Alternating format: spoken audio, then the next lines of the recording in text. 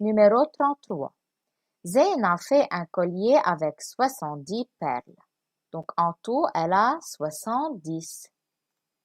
39 de ces perles sont rouges et les autres sont vertes.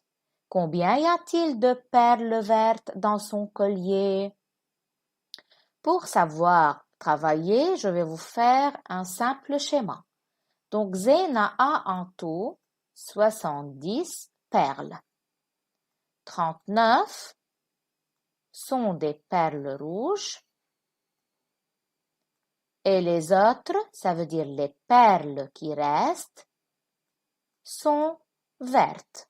Alors, comment je vais savoir combien de perles vertes a-t-elle dans son collier?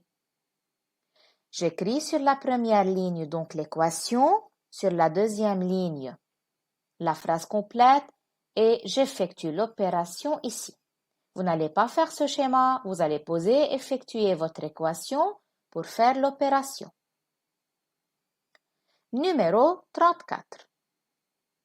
Un libraire a vendu 4 dizaines de journaux le matin. Alors, 4 dizaines veut dire combien?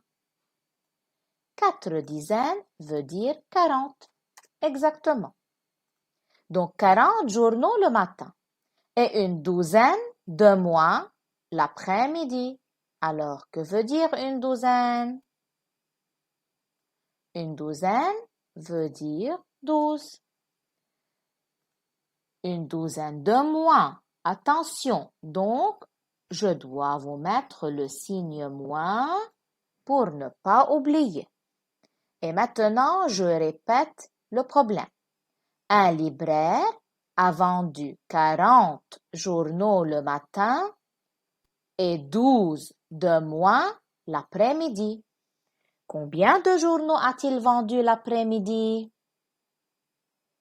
Vous allez écrire l'équation sur la première ligne, la phrase complète sur la deuxième ligne. N'oubliez pas, l'équation, vous devez la poser dans la partie des opérations. Deuxième point. Combien de journaux a-t-il vendu toute la journée? Ça veut dire le matin et l'après-midi. Dans la consigne ou bien dans le problème, on nous a déjà dit qu'il a vendu 40 journaux le matin.